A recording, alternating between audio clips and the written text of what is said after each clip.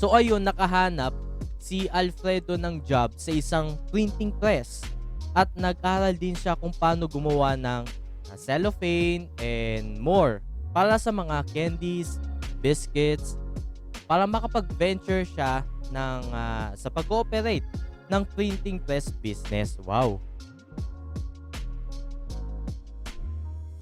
Hi everyone! Welcome to the Life Moments podcast, and we're here to talk about self-improvement, testimonials, motivational lessons, and real-life lessons. My name is Jerald, calling your host, and thank you so much for tuning in and for being here. If you are a new listener of the show, then welcome to the podcast, and if you're a true listener of the podcast, then welcome back to the show. You can check out the other amazing episodes that you want to learn about motivations and self-development. Hello and welcome back to another episode that we have to share our lessons to everyone to make wealth and live good. Hello, and I'm back for another content na naman and another podcast episode na naman mga kaibigan, no? So, grabe yung pagbabalik natin and sobrang busy natin ng mga nakakarang araw and meron akong tinatapos. So, mamaya meron akong sasabihin sa inyo na sigurado ko na ikatutuwa ninyo and sigurado ko may bago na naman kayo aabangan this month and sigurado ko may mga bago na naman tayong pakulo. Okay. So yun, before anything else, so simulan natin yon bago yung announcement natin at the end. So on this episode, another entrepreneurial story na naman na pag-usapan natin sa episode na ito. So sa pagkakataon na ito is from here in Philippines naman ang manggagaling ang entrepreneurial story na ito. So this story is very familiar to all of us and lalo na ang childhood or elementary days natin. And I know na isa ito sa naging all-time favorite natin sa mga juices. Hanggang ngayon naman siguro patok pa rin ito sa mga bata and still na nasa market pa. Na? So speaking of all juices and other beverages, alamin muna natin kung sino ang taong nasa likod ng ating pagkabata na isa sa pinakakilalang Pilipino entrepreneur na tinagurian siyang Juice King of the Philippines. Uy, sino kaya tong Juice King of the Philippines na to? Ang Juice King of the Philippines na walang iba kundi si Mr. Alfredo Yao. Ayan, yan. So, para sa mga hindi pa nakakakilala kay Mr. Alfredo Yao, siya ang CEO and owner ng kilalang juice company na Zesto Corporation. Ayan, nakaka-excite, di ba? So, kilalanin natin kung sino si Alfredo Yao. So, simulan na natin ang istorya. So, 12 years old pa lang si Alfredo ay breadwinner na sa kanyang family. And at the same time, maaga rin nang namayapa ang kanyang tatay sa kanyang edad.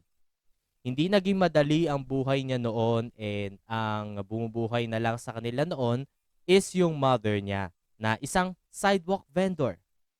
Pero hindi pa rin sapat ang kinikita ng nanay niya sa pagiging vendor, so nagtrabaho na din si Alfredo bilang isang sidewalk vendor para makatulong sa pamilya at nagsimula din siya sa halagang 3,000 pesos. So sa kanilang magkakapatid, si Alfredo mismo yung panganay, tapos siya yung kaisa-isang panganay na hindi nakapagtapos, samantala yung mga kapatid niya daw ay nakapagtapos. So ayun, kumayod si Alfredo Yao para makaahon at makatulong sa pamilya, of course. Marami na rin siyang pinasukan trabaho para kumita pero hindi sapat yung kinikita niya sa mga sideline jobs niya. Due to the hardships that he experienced, so with the help of his relatives, nakapagtapos siya ng LMN High School. Then nag-enroll din siya sa Mapua Institute of Technology pero hindi siya nakapagtapos due to lack of funds. So ayun, nakahanap si Alfredo ng job sa isang printing press at nag-aral din siya kung paano gumawa ng cellophane and more para sa mga candies, biscuits, para makapag-venture siya sa pag-ooperate ng printing press business. Wow. So, he decided to learn the ins and outs could start his own. Siyempre, inaral niya ng inaral ang system ng business ng printing press. So, nakikita niya rin yung business is maganda ang pasok ng money and nag-save siya ng money para masimulan niya ang first business na tinatawag na Solemar Commercial Press. So, bale ito muna ang kauna-unang negosyong itinayo niya. So, bakit Solemar Commercial Press ang name ng printing press? So, dahil kinuha niya raw itong Solemar na galing sa pangalan mismo ng nanay niya, yung Solemar. 'Di ba?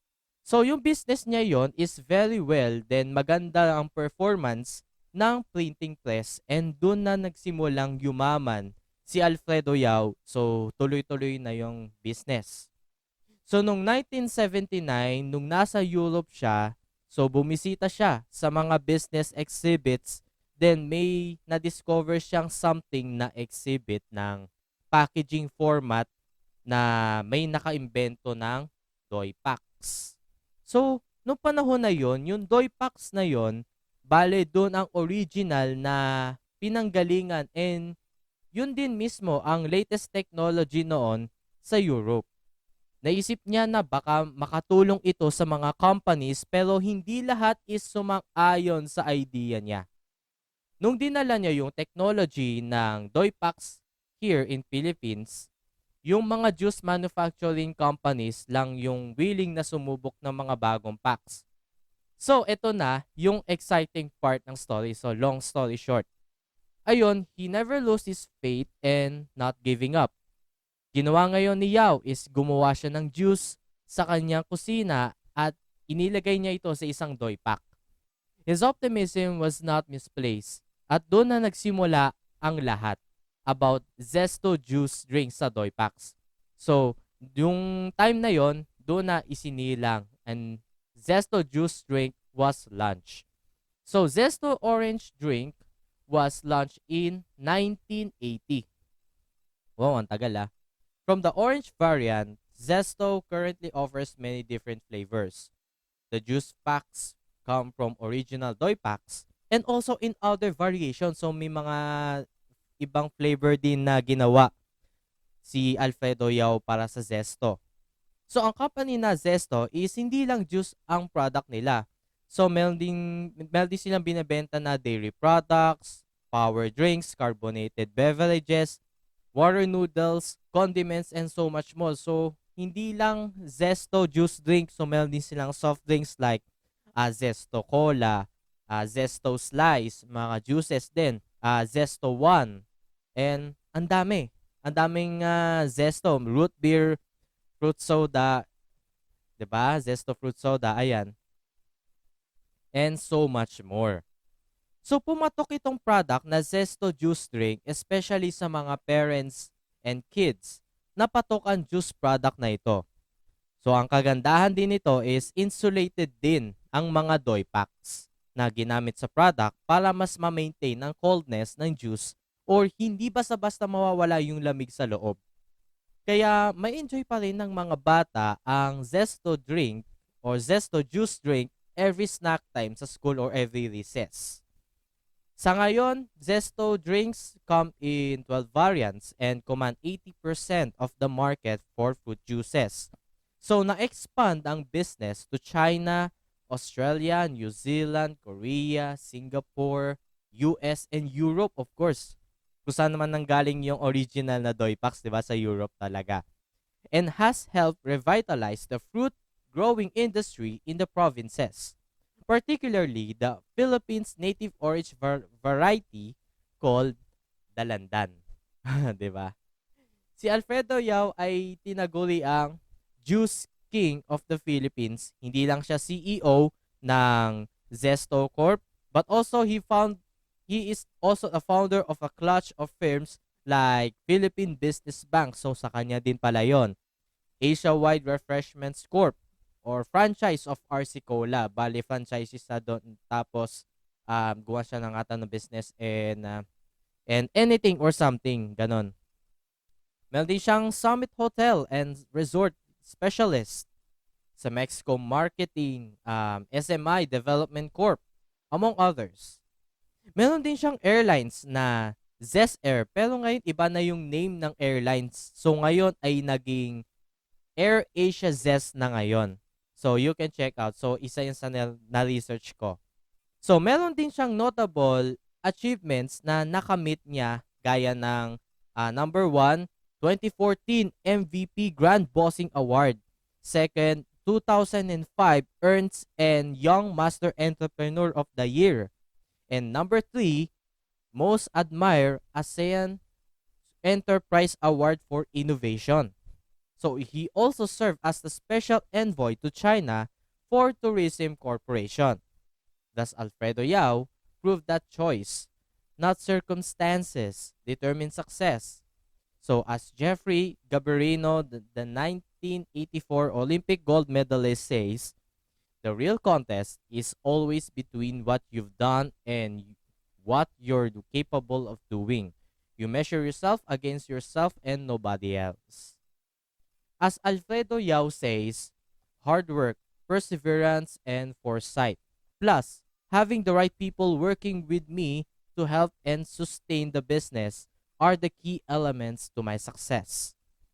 Ayan, so that is the summarized story of Mr. Alfredo Yao, the CEO of Zesto Corporation. So I know na very short ito or depende na lang sa haba ng record natin. So sana ay may napulot tayong aral mula sa story of success ni Mr. Alfredo Yao. So that's all for this episode. Thank you very much for tuning in to our episode. And if you like this content, don't forget to follow us on Spotify, Apple Podcasts, and other podcast platforms. So if you want to join to our official community group called the Life Moments Storytelling Community, so just click in the description below and or above and join now. So I have something to announce you, okay? May mga i-announce ako sa inyo na kagaya na sinabi ko sa inyo nung una, okay?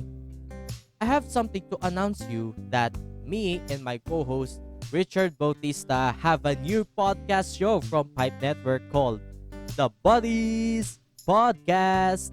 So this podcast is all about contrast, network, and friendship.